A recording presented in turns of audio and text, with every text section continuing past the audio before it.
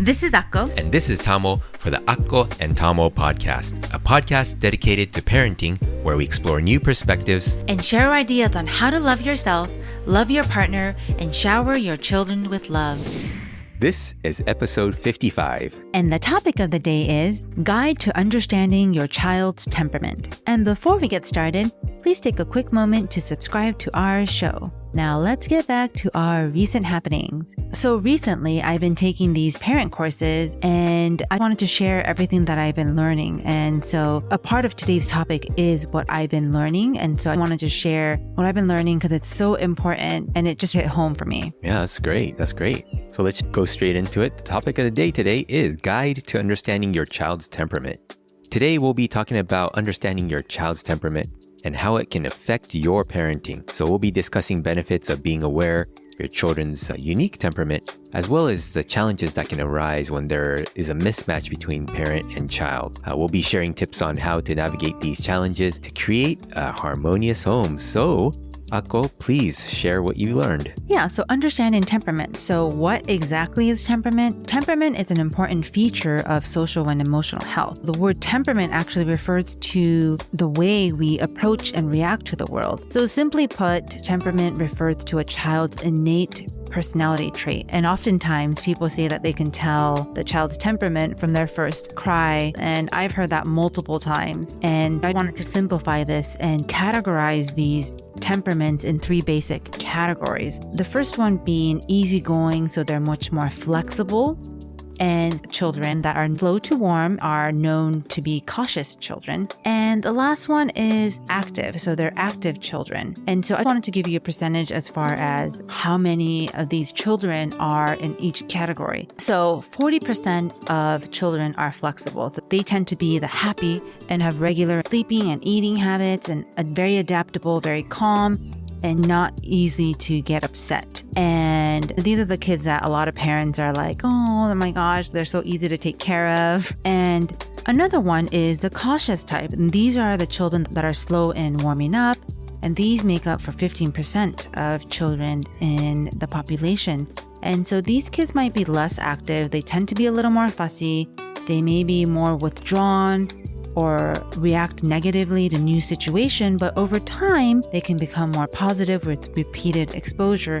And just to give you a little bit of personal reference, our daughter is in this cautious category. And lastly, active. Active children make up 10% of the population, and these children tend to be a little more fussy. They're irregular in their feeding and sleeping. They're fearful of new people and situations. They're easily upset by noise and stimulation and intense in their reactions. And it's also important to note that temperament is not the same as behavior. Behavior is actually influenced by the child's exposure to the environment and experiences, whereas temperament is more ingrained and consistent. So understanding your child's temperament can help you better understand their needs, preferences, and triggers. So what are the benefits of understanding these temperaments? So the benefit to understanding these temperaments is so that you can understand and you can tailor your parenting approach to meet your child's needs. For example, if your child is a little more sensitive, you may need to be a little more gentle or understanding when they become upset. So there's just little different tactics that you can use. So for example, our daughter is a little more easily frustrated, and the more we try to redirect, the more she resists. And what we've learned to do is just really take a deep breath ourselves, because it is definitely a triggering point for me. At least for me, it's very triggering when she's like very fussy and just won't listen and just doing the complete opposite of what we want her to do. I just take a deep breath and then I just remind myself that she's learning, and I actually give her a big hug. And so I try to connect with her first. That's really what works with her the best. Connect with her, give her a big hug. I invite her to a hug, and that connection really seems to calm her nerves and switches the sympathetic nervous system, the fight or flight, to the more conceptual brain. And so she starts to wake up and she becomes more receptive to what I'm saying. And this has been really helping with us. And so some of the challenges, I already mentioned some of the challenges of mismatched temperament. So understanding what your temperament is and what your child's temperament helps as far as what kind of things you can do so that whenever there is a mismatch, whenever, one is high in sensitivity, one is low in sensitivity, you can kind of navigate as far as what you can do so that you can have a more peaceful relationship and a more peaceful situation or experiences with your child. So here are some specific tips for navigating the challenges whenever there is a mismatch in temperament. And so one is to see and connect with your child. So a lot of times these children might not feel safe. They might not feel secure. They might feel emotionally attacked. And that's why number one is to really connect and understand the similarities and differences that you and your child both have. So really understanding yourself really is important in these situations. Actually, in life in general, it's important to know who you are and what type of traits you have. And number two is noticing your child's strength. Always, I wouldn't say compliment or praise, but making them aware of their strength and not always pointing out their negativity. Oh, you did this bad or you did that bad. And not always pointing out their negativity and thinking actually in negative ways. Oh, my child takes forever to play with another child, or I'm afraid that she or he will never make friends. Instead of saying stuff like that, you can tell yourself, because usually it can be a reflection, like the way they're reacting is a reflection of your emotion that you're going through. And so you can tell yourself, hey, my child takes a little longer to warm up, and it's okay because she likes to observe who she wants to make friends with. But you can think of it in a more positive way. And also another tip is to co-regulate with your child. So take a deep breath with your child. Have little activity that you do when you get into these struggles or when you get into these mismatched situations or when you get into conflicts. Stay focused, stay connected with them. You can maybe put your foreheads together and then count to 3 and take a deep breath together.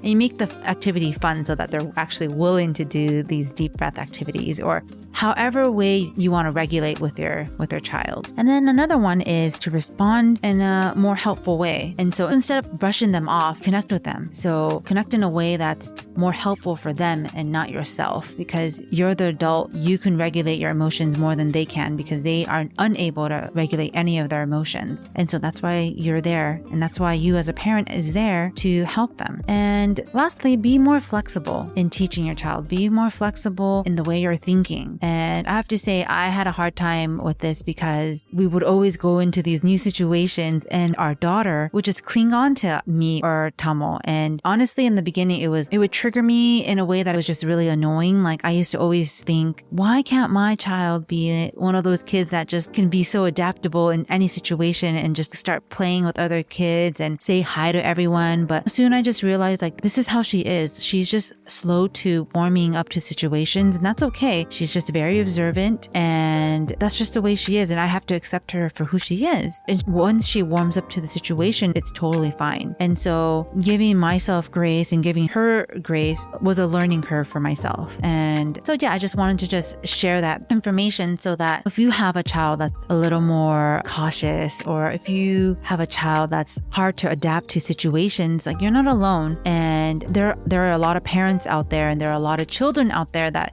kind of fits in the same category. So just know that you're not alone, and there's always ways to navigate in different types of situation. And so don't feel that you're alone, and don't feel like just because you and your child have different traits or whatnot that you can't connect, because there's always ways to connect, and there's always tools that you can use to connect with your child in a more effective way. So again, understanding your child's temperament is a super powerful tool for creating a harmonious home, and being aware of your child's unique needs, preferences, and triggers can really set realistic expectations to the way you parent. And understanding the different temperament styles of your family will teach everyone how to be in charge of themselves and understand their own personal strengths. So connecting in these ways can be one of the biggest gifts you can offer your child.